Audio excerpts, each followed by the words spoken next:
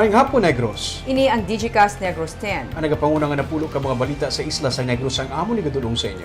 Update ninyo kami via Facebook, YouTube, kag sa KCAT Channel 11. Kag sumubata nyo mga kami live sa FM station nga 91.1 FMR Bacolod. Kag iyari na ang top 10 nga mga balita sa Negros, subong adlaw. Tatlo ka mga posible private armed groups sa Negros Occidental gina-monitor. Duwa ka mga NPA patay sa encounter sa Moises Padilla. Mga nag-evacuate ka mga pamilya, nagpinauli na. May matabo nga reshuffling sa department head sa Bacolod. Performance, mangin basihan. Mga LGU sa palibot sa Kalaon, ginapahanda in kaso kinahanglan nga mag-evacuate. Kag sa good vibes, nagapakalimos sang una sa gawa sa eskwelahan karon, outstanding teacher na. Inatanan sa Digicast Negros 10. Sa number 10,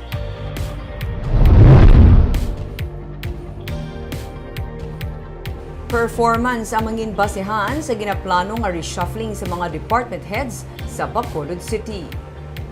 Humalin sang mag-abot si Mayor Albi Benitez gikan sa New York nangin masako ang iya pagsapol sa mga departamento kabahin sa ginapatigayon nga evaluation sa mga department heads. Gintuad sang alkalde ang plano nga reshuffling sa mga department heads sa tuyo nga malabot ang mga plano sang administration para sa syudad. Sunod sa alkalde, mangin basihan ang performance sa pagtalana sa panibag-o nga posisyon sa mga department heads. Ang pag-reassign sang magapamuno sa departamento kabahin sang discretion sang alkalde. Wala naging tumod pa sang alkalde ang mga departamento pero damlag pa iya naging sugura ng evaluation kag assessment sa tanan nga mga empleyado sang syudad.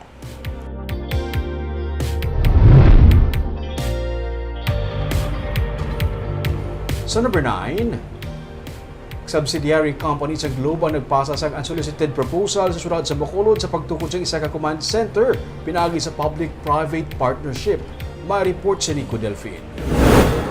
Ang e-governance kabahin sang tuyo sang syudad para mangin isa ka super city. Gani isa man ka unsolicited proposal ang ginduso sang High Data Infra Corporation nga mong nagtanyag sang pondo kag pagdumala sang isa ka integrated information technology system na lakip na diri ang pagtukod sang command center. Ang command center magaangot man sa mga ginadihon nga Clustered Response Center nga pagalakipan sang CDRRMO, PNP kag BFP offices. Sa Bukete, way pamanggid na identify sa city kung diingit ang command center mo. Dili mo pa niyang isa i-consider kung diingit mo ang command center kag kaya mo niyang plano man ni Mayor na ang mga police kag mga fireman daw isa na lang naka-station. Actually, amo man ang purpose kini Mayor na dapat nang may CCTV na ma-cover gid ang Bacolod na para ma-deter ang mga criminals. Upod sa plano sang proponents ng public-private partnership project ang pag-install sa mga CCTV camera sa Dalanon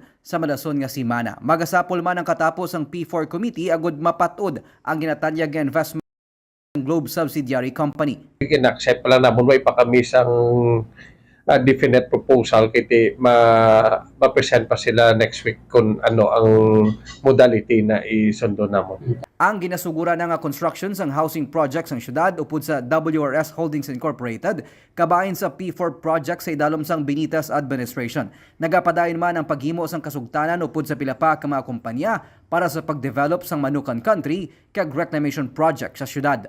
Nico Delfin para sa Digicast Negros.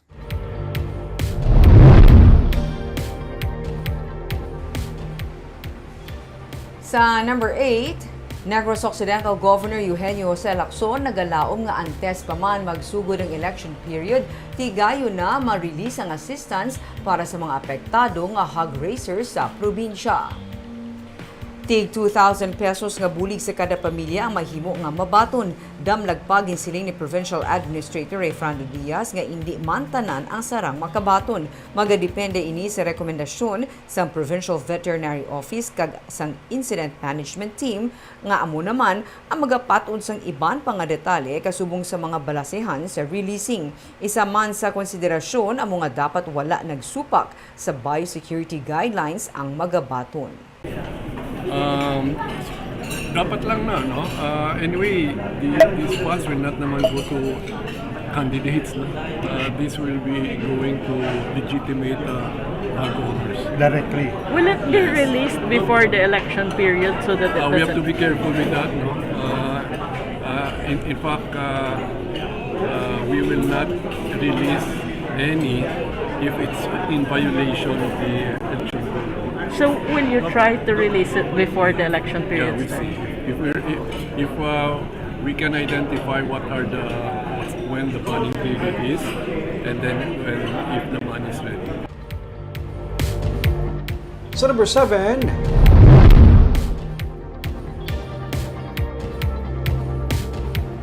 %90.25% sa mga barangay sa Western Visayas ang report sa PIDEA nga drug cleared na. Ang probinsya sa Aklan kag Guimaras ang 100% nga drug cleared, 67.89% naman sa mga barangay sa Negros Occidental ang drug cleared. Sa datos ng PIDEA, 396 sa 601 ka mga barangay sa Negros Occidental ang cleared barangays kag 12 naman ang drug-free barangays. Ang Bacolod City may pinakamanubo naman nga bahin sa drug-cleared barangays nga 14 sa 61 ka mga barangays ang nadeklarar nga drug-cleared. Nagakasayuran nga 22.95% lamang ang nadeklarar nga drug-cleared sa kabilugan. Sulod sa PIDEA, sa Biluga Pungsod, ang Western Visayas ang ikalima sa may pinakamanubo nga drug affectation sa pagdubo man o kon pag-init sa supply sa illegal nga droga. Ang insiling naman ni Negros Occidental Governor Eugenio Jose Lacson nga sa kampanya kontra sa illegal nga droga, importante ang koordinasyon sa tagsa ka mga LGU sa PIDEA kasubong man sa PNP.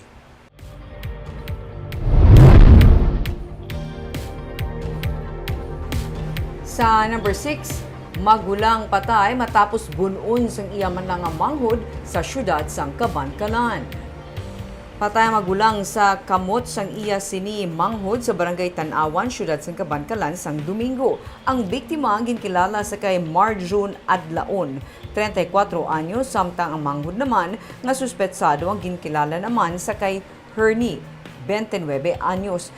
Sa investigasyon sa Cabancalan PNP, ginpahayag sang manghod sang suspetsado kag biktima nga lunsay nakainom ang iya mga utod. Sang ginkompronta sa magulang ang iya sini manghod didto kag ginbuno ni Hernie ang iya sini magulang kag naigo sa idalom nga bahin sang dughan. Nagbalos naman si Marjun sang labo nga nagresulta sa pagkapilas naman sang liog kag wala nga kamot ni Hernie.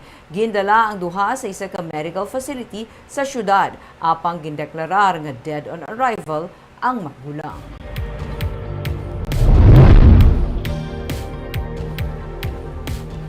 Sa number 5, duha ka mga ginaligar katapos ang New People's Army ang patay sa sunod-sunod nga engkwentro sa Banwa sa Moses Padilla sa kahapon. 32 ka mga pamilya nagbiya sa ilang mga puloy-an. Duha ka mga lalaki nga ginaligar katapos ang New People's Army ang napatay sa 3 kasunod-sunod nga encounter sa barangay Makagahay, Banwa sa Moises Padilla kahapon sa aga.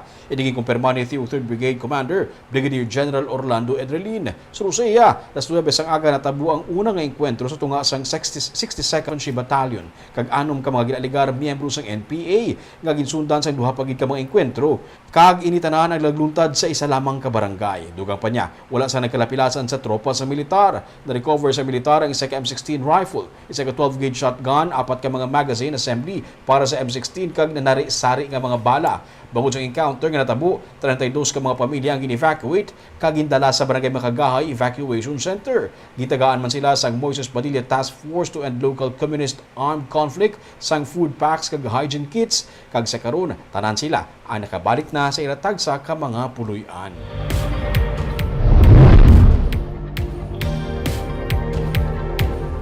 Sa number 4, Bacolod City Legal Enforcement Team hindi na maghatag sang ekstensyon sa natalana nga pagdemolish sa mga balay sa Barangay 2.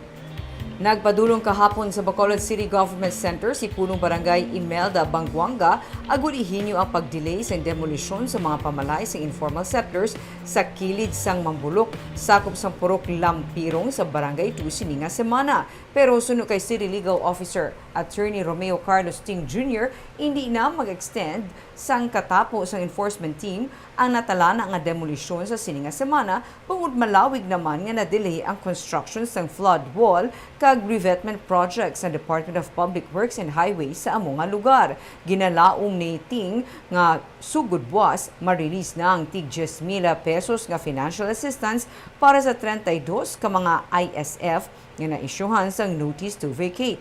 Iniagud man makaamat-amat na silo ang mga nahatagan award na sa relocation site sa Barangay Vista Alegre. Nagapadayon man karon ang pagbaton sa Bacolod Housing Authority sang application para sa housing project sa mga maapektuhan sang demolition.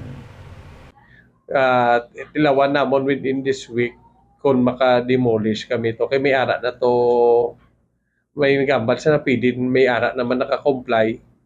Di gusto nila na by tomorrow, ara na tong financial assistance.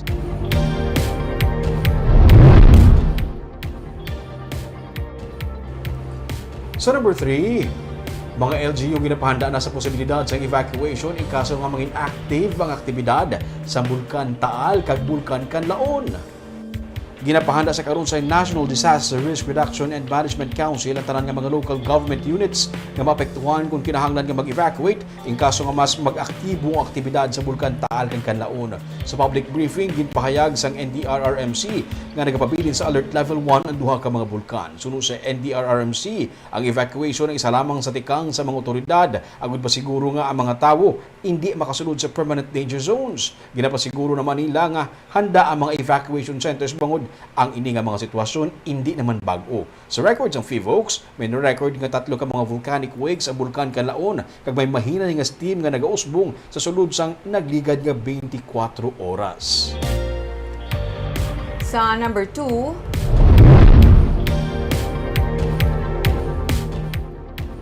pamuno sang militar sa probinsya nagapanawagan sa publiko nga hindi maghatag sang suporta sa mga kandidato nga nagahatag man suporta sa rebelding NPA. Ang pahanumdum ay kantanan sa ginapaabot nga eleksyon kung sa diin sa Masami, nagapangay usang kwarta ang rebelding New People's Army sa mga luyag magkampanya para sa ila ginatawag nga Permit to Campaign. Pahanumdum sang militar nga dapat ang mga kandidato hindi maghatag sa ila. So na kay Colonel Orlando Edrelin, ang pamuno sa 303rd Brigade sa Philippine Army, wala man sila sang may ma-identify sa karon nga posible nga kandidato nga nagasuporta pero subong pa lang nagapanawagan na sila sa publiko nga hindi pagsuportahan ang mga kandidato nga nagabuylog kag suporta sa rebelding NPA. Masupog ang kampanya sang Army kontra insureksyon. Pila sa mga matag-as nga leader ang na-neutralize na nila kag nalakip na diri si Rogelio Posadas nga secretary sang Komiteng Regional Negros Cebu Bohol Siquijor. Hindi malabutan ang tapos tuig suno kay Edrelin, ila ginapaabot nga maklear nila ang Central Negros 1 kag 2. We cannot end totally, okay, itong local communist armed conflict. So, I'm requesting all the candidates to please support our national government, our efforts and call to have a peaceful and progressive Negros Island. Marami po bang politicians, sir? If you're saying that they're Wala tayong identified, but I'm calling on them. Those candidates who are who would be heeding dun sa call ng permit to win and permit to campaign na to please cooperate and we will provide and help them together with the PNP. Kag sa numero 1 sa mga balita subong adlaw.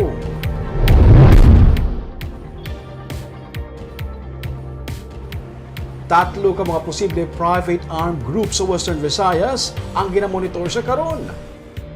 Base sa report sa Police Regional Office 6, ang posible private armed groups nga ginamonitor ang yara sa Negros Occidental. Ang pagdisband sa private armed groups ang damlag pa. Ginmando ni Presidente Ferdinand Marcos Jr. kasunod sa natabo nga pagpatay kay Anay Negros Oriental Governor Ruel Digamo kag siyam ka iban pa. Matapos ang Regional Peace and Order meeting kay inas ang aga, ang ginapamunuan ni Negros Occidental Governor Eugenio C. Lacson, ginsiling sininga ang importante ang grupo ang ma-identify kag ma-monitor. Sunod sa kay Police Regional Director Brigadier General Sidney Villaflor, Technically, wala sang private armed group sa rehiyon. Parayon man ang koordinasyon sa mga opisyales angot sa posible pamahog o kung threats nga ilan na baton. Wala na gid palayag pa ni Villaflor kung may mga opisyal gid man nga nakabaton sang threat. Samtang parayon pa nga nagahulat ang pulis ug military sa guidelines ng COMELEC sa pagdeklarar sang elections watch list areas o kung EWAS kasubong man hotspots. Sa tinalikdan ng eleksyon, may 37 ka mga banwakang syudad sa Western Visayas ang ginkabig nga EWAS. What's important is na ma-identify nila tapos ma-monitor nila. Una man lang, they're just extra careful, especially sa atong neighbor, no, sa Occidental. So they're very careful now sa Occidental. But ang importante is na na-identify nila kag mas turyahan nila. Sa ngayon. May private armed groups dito, sir? Technically, wala. And we are still but we will monitor the potential PAGs kung meron man. Sir, lahat ng potential PAGs is dito sa Negros Occidental po based on the presentation. Well, ang earlier. sabi ko, imo-monitor pa namin kung merong potential PAGs. So, I'm not categorically saying na merong potential PAGs. Imo-monitor pa lang namin kung meron.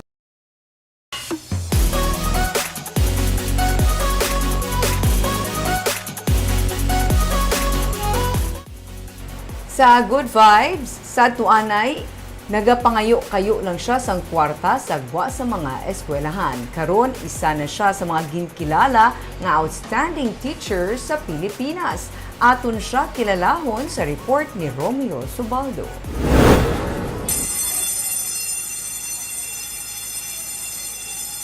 Paghuli sang bell, balik classroom na ang mga estudyante.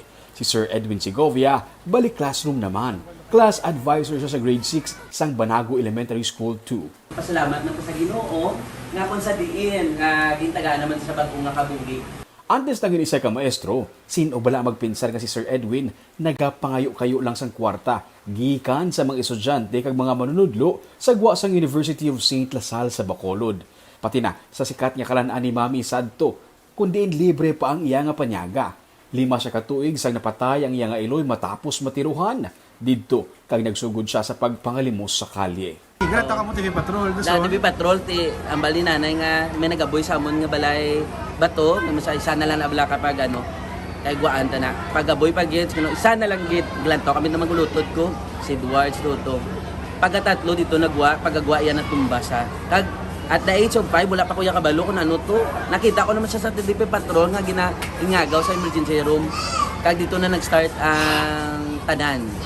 Naagyan niya man nga magpamasura kag magpanagob sa tubig para lang may income sa pang-adlaw-adlaw. Naswertihan siya nga sangyara na siya sa 4th year high school, nangin scholar siya tubtub mag-college kag nag-working student pa sa West Negros College pasadto. So first year to fourth year pa nag-observe.